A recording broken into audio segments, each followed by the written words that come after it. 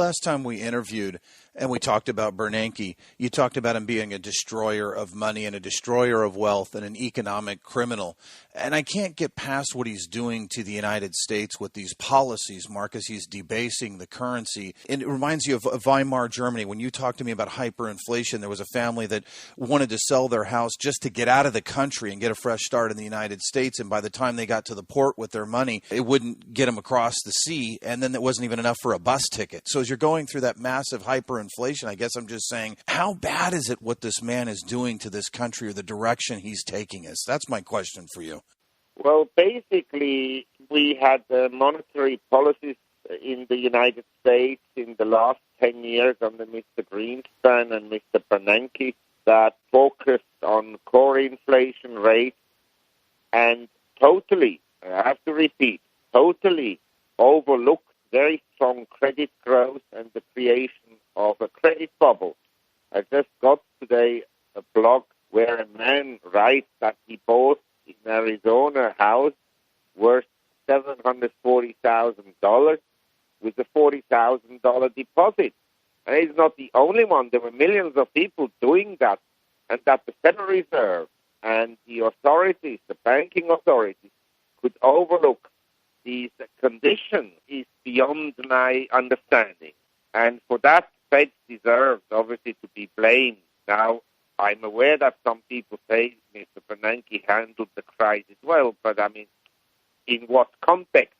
He's like a captain who has a passenger ship, and he sinks the ship with 1,000 passengers, and all the passengers drown, and he then rescues the immediate crew around him of 5 officers in the commanding tower on a life-safe boat, and then receives the Medal of Honor for having saved 5 men when 1,000 people drowned.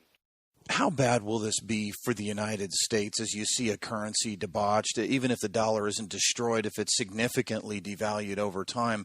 Because, Mark, don't you destroy the fabric of a nation and its moral compass when you engage in these types of reckless money printing? Yes, I think that the U.S.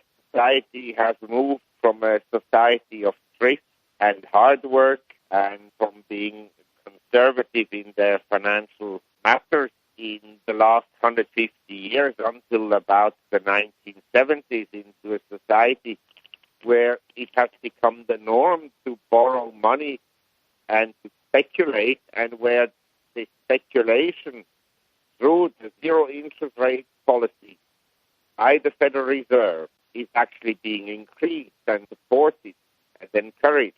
And that is the sad part about it, that measures undertaken by the government and its agencies, the Treasury Department, and obviously the Federal Reserve, are not good policies from an economic point of view in the long run.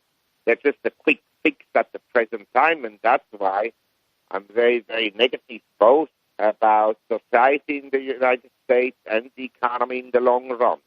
In the United States, when you engage in this, you have this type of hyperinflation. I'm going back to Germany, but it destroyed the savers, right, Mark? And it basically, when you look at it, some people were committing suicide. Many people were just fleeing the country altogether, and many were just wiped out. So they left the country completely discouraged. What are the aftermath effects of something like that? Are you chasing out the members of society that would normally be your savers and the people that would help to build a capitalist society? Because then we had the rise to fascism, right?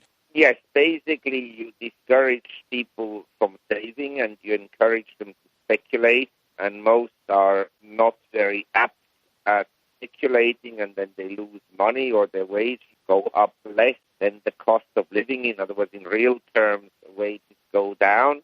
And what you have in hyperinflating countries is an enormous increase in wealth and income inequality, which has happened to a large extent already in the United States and will continue, where the elite and the smart traders and the ones that have actually advanced information by the Treasury and the Federal Reserve can use this information ahead of the public benefit. And so eventually you impoverish not just the working class, but of course also the middle class, and you enrich a very narrow group of people.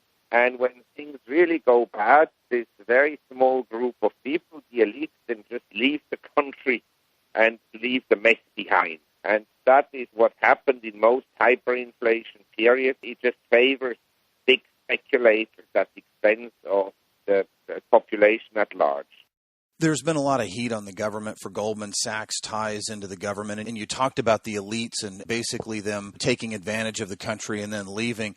And these brokerage houses, and Gerald Celente talks about this, almost that they're crime syndicates and that it was this firm against this other firm. But you're talking, aren't you, about a consolidation of power? Because we saw Lehman go under, and one of the primary beneficiaries of that was Goldman Sachs, right? So isn't there, as you said, this further concentration of power for these surviving firms?